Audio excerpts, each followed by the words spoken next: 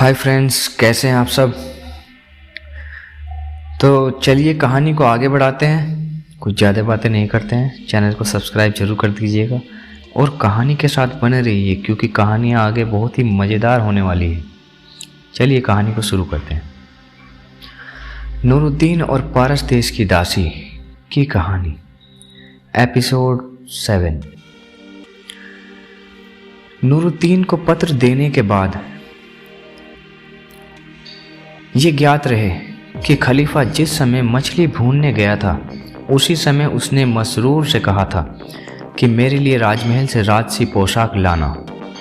वे पोशाक आ गई थी। खलीफा ने यह भी कहा था कि तुम जीने पर प्रतीक्षा करना और जब मैं जीने के दरवाजे पर हाथ मारूं तो तुम सिपाहियों के साथ पोशाक लेकर छत पर आ जाना। इधर बूढ़ा दरोगा नशे की हालत में ये सब देख रहा था। नूरुद्दीन जब पत्र लेकर गया तो हुस्न अफरोज भी उसके पीछे रोती हुई जीने के दरवाजे तक गई और फिर लौट आई। दरोगा ने खलीफा से कहा, करीम, तू एक तो कोड़ी का मछुआरा है। तेरी 2 मछलियों का मूल्य 2-4 आने से अधिक नहीं। इनके बदले में तूने इतनी असरफिया और ऐसी सुंदर और गुणवंती दासी पाई है। तू ये सब अकेले हजम नहीं कर सकेगा। इनमें से आधा मुझे दे दे, वरना मैं तुझे बड़ी मुसीबत में फंसा दूंगा। खलीफा ने कहा, मुझे थैली में नहीं मालूम असरफिया हैं या कुछ और। चलो जो भी होगा आधा आधा बांट लेंगे, लेकिन तुम इस दासी में हिस्सा पाने की आशा छोड़ दो। ये मुझे मिली है और मैं इसे अपने पास रखूंगा। अब इसमें चाहे आप खुश हों या नाखुश। दरोगा नशे में तो था ही। तथाकथित मछुआरे की इस बात पर उसे इतना क्रोध आया कि उसने एक चीनी की तस्करी फेंक कर खलीफा के सर पर मारी। खलीफा सिर टेढ़ा करके चोट से बच गया और तस्तरी दीवार से टकराकर टूट गई। दरोगा इस बात से और आग बबूला हुआ और रोशनी लेकर एक कोठरी में गया ताकि वहां से लकड़ी लाकर मछुआरे को मारे। इसी बीच खलीफा ने जीने के किवाड़ पर हाथ मारा। इस पर मसरूर और 4 गुलाम छत पर आ गए। वहां एक छोटा सिंहासन भी पड़ा था। खलीफा राजसी वस्त्र पहनकर उस पर जा बैठा और उसके पीछे 4 गुलाम और बगल में एक और जाफर और दूसरी ओर मसरूर खड़े हो गए। बारादरी की छत पर छोटा मोटा दरबार लग गया।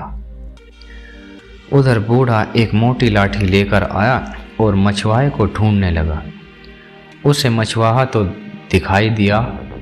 मछुआरा ना दिखाई दिया बल्कि खलीफा तख्त पर बैठा दिखाई दिया। वे आंखें मल मल कर देखने लगा कि ये कहीं कोई स्वप्न तो नहीं या सत्य है। कुछ क्षणों के बाद खलीफा बोला, बड़े मियाँ, क्या बात है? क्यों घबराहट में इधर उधर देख रहे हो? अब बूढ़े ने पहचाना कि खलीफा ही मछुआरा बना हुआ था। वे उसके पांव पर गिर पड़ा और अपनी दाढ़ी खलीफा की जूतियों पर मल मल कर अपने अपराध के लिए क्षमा मांगने लगा। खलीफा ने कहा, तुम्हारे एक नहीं कई अपराध हैं। बाग को खुला छोड़ दिया, अजनबियों के साथ शराब पी, दूसरे को मिली चीज में हिस्सा बांटने लगे और ना मिलने पर मारपीट पर उतारू हो गए। लेकिन मुझे तुम्हारे बुढ़ापे और तुम्हारे सारे जीवन के सदाचार का ख्याल है, इसलिए मैं तुम्हारे सारे अपराध क्षमा करता हूँ। लेकिन आगे से होशियार रहना। अब हुस्न अफरोज समझ गई कि ये बाग का मालिक खुद खलीफा है। उसे इस बात से बड़ा संतोष मिला कि किसी मछुआरे के हाथ नहीं दी गई।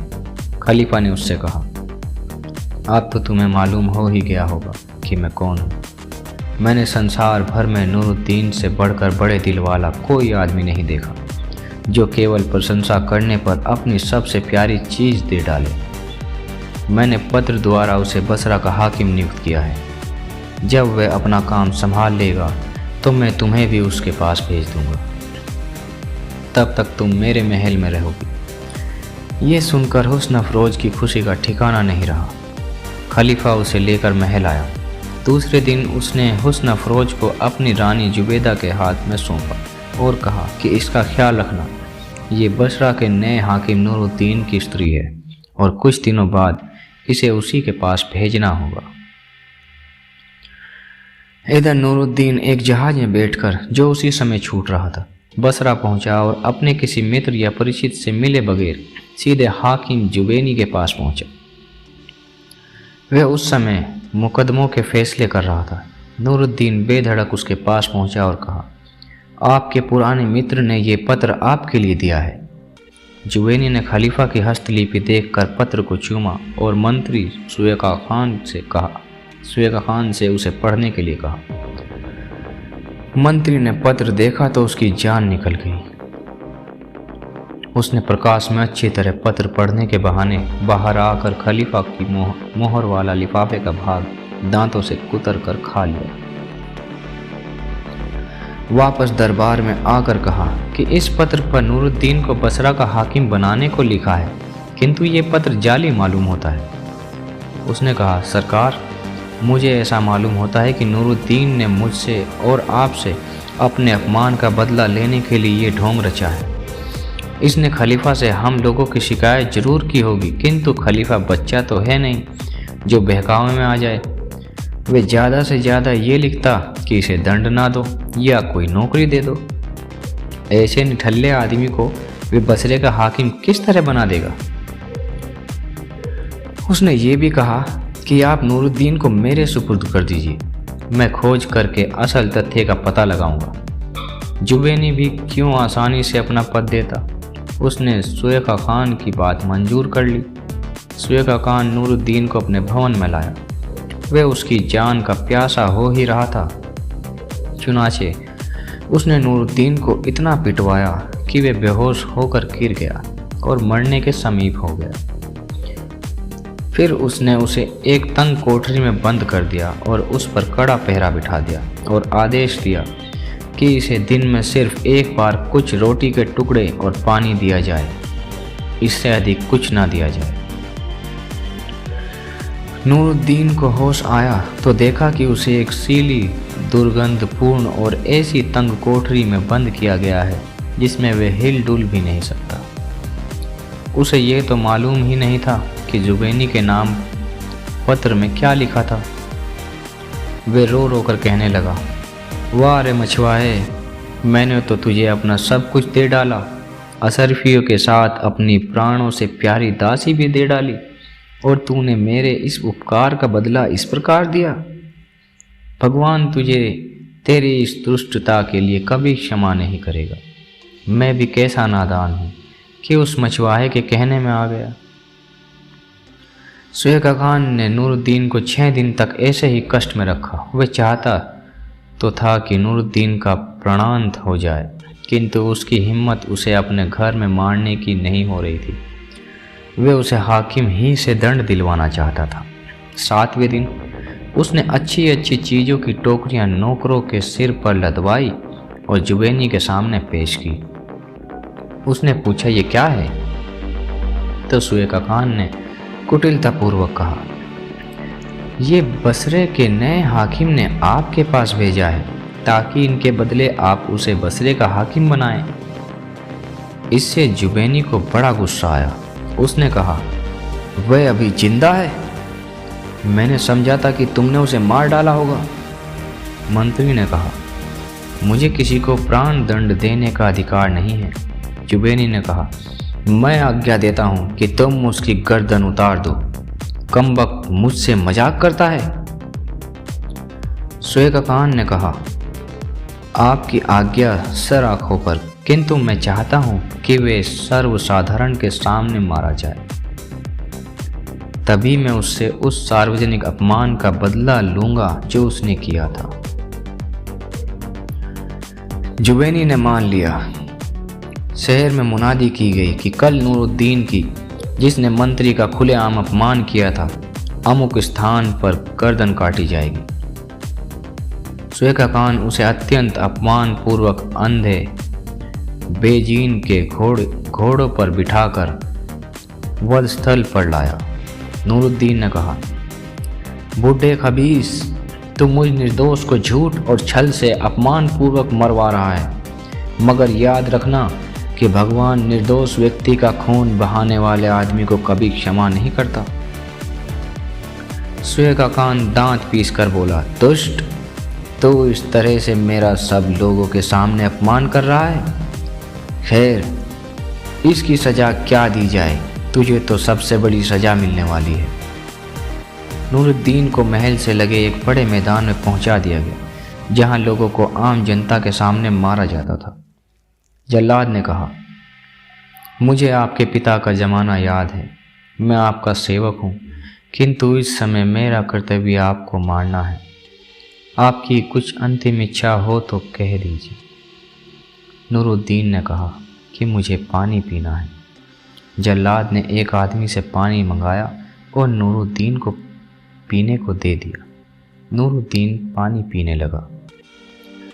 सुएगा खान जल्लाद पर बिगड़ने लगा कि देर क्यों हो रही है, तुरंत ही इसकी गर्दन को क्यों नहीं काट देता। जो लोग वहां मौजूद थे वे मंत्री की कठोरता पर उसे बुरा भला कहने लगे, किंतु उस पर कुछ प्रभाव न हुआ। जल्लाद ने देखा कि मंत्री नाराज हो रहा है तो उसने तलवार निकाली। वे वार करना ही चाहता था कि जुवेनी ने महल की खिड़की से सिर निकालकर कहा, अभी इसे ना मारो, मुझे दिखाई देता है एक बड़ी फौज चली आ रही है, पहले मालूम तो हो कि ये क्या मामला है। सुएगा खान चाहता था कि नूरुद्दीन जल्दी से जल्दी मारा जाए। उसने कहा, ये धूल तो उन लोगों के आने से उठी है जो इस पापी के मरने का तमाशा देखने आ रहे हैं। आप जल्लाद को आज्ञा दें कि वे तुरंत अपना काम करें। जुबेनी बोला, नहीं, ये सेना ही है, अभी जल्लाद हाथ रोके रहे, मैं पहले पता तो लगाऊं कि कौन आ रहा है। हुआ ये था कि हुस्न अफरोज को अपने मालिक के पास भेजकर खलीफा उसके और नूरुद्दीन के बारे में भूल गया था। 2-4 दिन बाद उसने अपने महल में एक दुख भरे गाने की आवाज़ सुनी। उसे आश्चर्य हुआ कि इतनी दुखी होकर कौन गा रहा है। पूछवाया तो सेवकों ने बताया कि ये नूरुद्दीन की दासी है जिसे आपने आश्रय दिया है। वही नूरुद्दीन के वियोग में विरह गीत गा रही। मंत्री जाफर को बुलाकर कहा, नूरुद्दीन के मामले में देर नहीं होनी चाहिए, तुम मेरी सनद और हुक्मनामा लेकर फौज के साथ खुद जाओ। अगर सुएगा खान ने दुर्भिसंधि करके नूरुद्दीन को मरवा डाला हो तो तुम फौरन उसे मरवा डालना। अगर नूरुद्दीन जिंदा हो तो तुरंत उसे जुबेनी को मेरे पास ले आओ। तुरंत उसे और जुबेनी को मेरे पास ले आओ। मैं इस संबंध में सारे फरमान लिखवा कर देता हूँ। नूरुद्दीन के सौभाग्य से जाफर ठीक उसी समय पहुंचा जब जल्लाद नूरुद्दीन को मारने ही वाला था। उसकी सेना नगर में आई तो लोगों ने सत्कार पूर्वक उसे रास्ता दिया। जाफर जुबेनी के दरबार में पहुंचा। जुबेनी उसके सम्मानार्थ अपने तख्त से उतरकर स्वागत के लिए दरवाजे तक आया। जाफर ने पूछा, नूरुद्दीन का क्या हाल है? उसे मरवा तो नहीं डाला? अगर वह जिंदा है तो उसे तुरंत मेरे सामने लाओ। नूरुद्दीन उसी तरह बंधा बंधाया लाया गया। जाफर ने उसकी रस्सी खुलवाई और खलीफा का फरमान दिखाकर सुएगा खान को उसी रस्सी में बंधवाया। जाफर उस दिन तो वहीं ठहरा। दूसरे दिन नूरुद्दीन जुबेनी और बंदी अवस्था में सुएगा खान को लेकर बगदाद की ओर चल पड़ा। वहां पहुंचने पर उसने और जुबेनी ने खलीफा से सारी कहानी कही। खलीफा ने कहा, नूरुद्दीन, तुम पर भगवान की असीम कृपा है। जाफर को पहुंचने में थोड़ी भी देर हो जाती तो तुम मारे जाते। अब तुम अपने इस पुराने दुश्मन को अपने हाथ से मारो। नूरुद्दीन ने खलीफा के सामने भी भूमि को चूम कर कहा, सरकार, इसमें संदेह नहीं कि ये मेरा पुराना शत्रु है, किंतु ये इतना बड़ा पापी है कि मैं इसके खून से अपने हाथ रंगना नहीं चाहता। आप मुझे इस बारे में माफ़ी दें। खलीफा ने मुस्कुराकर कहा, तुम सचमुच बड़े सुसंस्कृत आदमी हो। नहीं चाहते तो इसे ना मारो। ये कहकर उसने जल्लाद को इशारा किया और जल्लाद ने तुरंत ही सुएगा खान का सिर उसके धड़ से अलग कर दिया। नूरुद्दीन को बसरा का हाकिम बनाने की बात पर वे बोला, सरकार आपकी बड़ी कृपा है, किंतु मैं उस मनहूस शहर में नहीं जाना चाहता। मुझे अपने चरणों ही में रहने की अनुमति दीजिए। खलीफा ने उसकी बात मान ली। उसे एक बड़ी जागीर और विशाल भवन देकर अपना दरबारी बना लिया और हुस्न अफरोज को उसे दे दिया। खलीफा जुवैनी से भी नाराज़ था कि उसने पहली आज्ञा क्यों नहीं मानी, किंतु जाफ़र ने उसकी सिफारिश की कि इसी ने अंत समय में नूरुद्दीन की हत्या रुकवाई। अतएव खलीफा ने उसका पद उसे वापस दे दिया। दुनियाजाद ने कहा, बहन बहुत ही बढ़िया कहानी कही। तुम्हें तो बहुत अच्छी कहानी आती है, कोई और कहानी कहो ना। बादशाह शहरयार ने भी अपने मौन द्वारा दुनियाजाद की बात का समर्थन किया और शहरजाद ने अगली कहानी आरंभ कर दी। तो दोस्तों ये कहानी तो ख़त्म हो गई।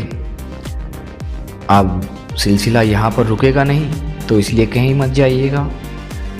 कल फिर आपको एक नई कहानी सुनने को मिलेगी। तो बने रहिए हमारे इस चैनल के साथ और चैनल को सब्सक्राइब करना ना भूलें। Thank you.